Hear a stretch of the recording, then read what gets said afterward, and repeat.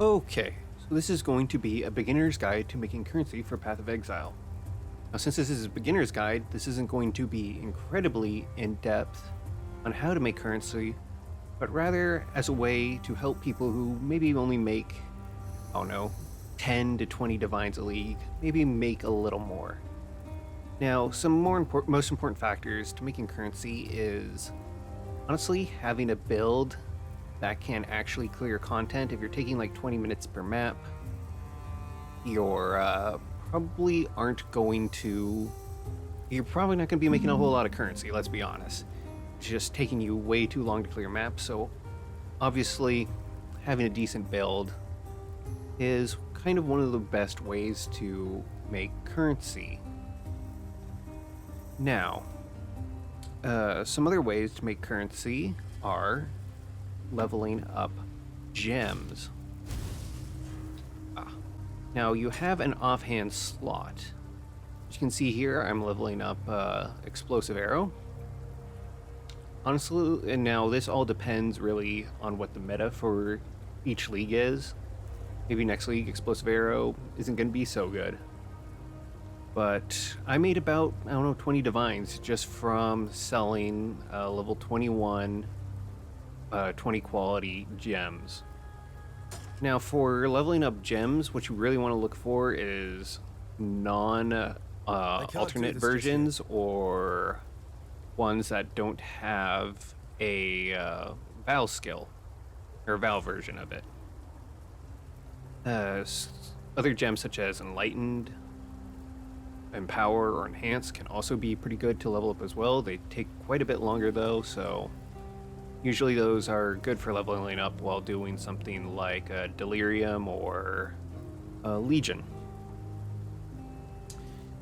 Now, another way to earn currency, which isn't the most efficient way, but it's certainly a way, is Chaos Recipe. How do you make a Chaos Recipe? Well, I'll provide a little wiki for the recipes. But it's essentially a full set of either identified gear, which is 1 chaos, or unidentified, which is 2 chaos. So basically you need either a 1 two-handed weapon or 2 one-handed weapons and your shield, 2 rings, amulet, body armor, helmet, gloves, belt, and boots. You don't need a quiver if you're turning in a bow. So basically if you do that, sell it to any NPC that you can sell to, you'll be making some currency. Now, I wouldn't recommend doing it to try to get multiple divines out of doing this, but rather, if you need 50 to 100 chaos or something for your next upgrade, it's a perfectly legitimate thing to do. Now, I'm going to go on to the really big money maker, which is Expedition. Now, you see these guys here. Each one of them can appear in maps.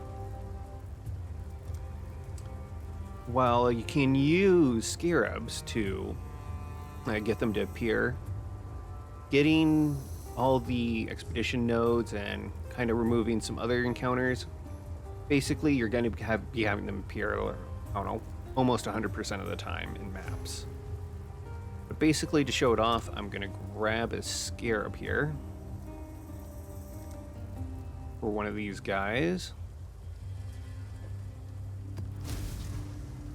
and head into the map just to show it off real quick.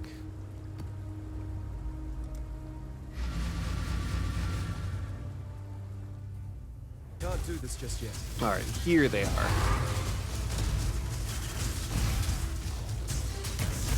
Now, here's Gwennon. She is not that useful, so you kind of want to spec her out on the tree. But really what you want is quantity of items dropped by monsters, rarity, and if they have, I'm not seeing excavated chests and logbooks. But you really want logbooks, and you get them from these guys, the giant skulls, so you really want to be going after the giant skulls.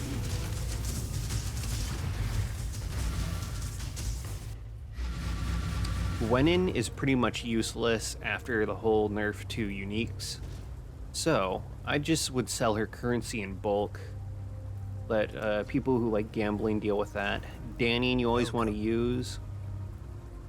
Grab like Tujen's reroll currency. Maybe Rogs if you want.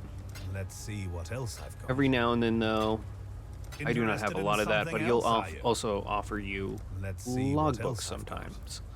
I did not get any logbooks. You also want to run logbooks as well, which are just pretty much a map with only expedition in it. You always want to use Tujen to haggle for items. As you can see here, you always want to buy stacked decks unless if it's like an exorbitant price, and skip it. Got some more? But yeah, stacked decks, chaos, all good. I usually make out of like 300, maybe 15 to 20 divines out of 300 of his rerolls. Rog early game is incredibly good and is a great introduction to crafting. Basically, you have 3 prefixes, 3 suffixes, which you try to roll. And these are just a couple which I rolled earlier. Like, let's say if I got this early game, this would have been great for, like, a Righteous Fire build. Prefix and free prefix, so I can craft, like, a flat life on there. Here has Spell Suppress, some good life and armor and accuracy, if you need accuracy. Gloves, Suppress, maximum life. That's just okay. That's not so very good, but like +2 level minion gems. Here we have Suppress, good life roll, some good resists, and an open prefix. So as you can see, some of these would be pretty good for early game characters. And you can probably sell some of those within the first week or two for some good change. So I definitely recommend using ROG. And it's not very difficult to do, just buy. A small etched rune could... But I definitely recommend doing Expedition. Now, the next way to earn currency, gonna be running maps anyway. It's also not bad running Harbinger nodes.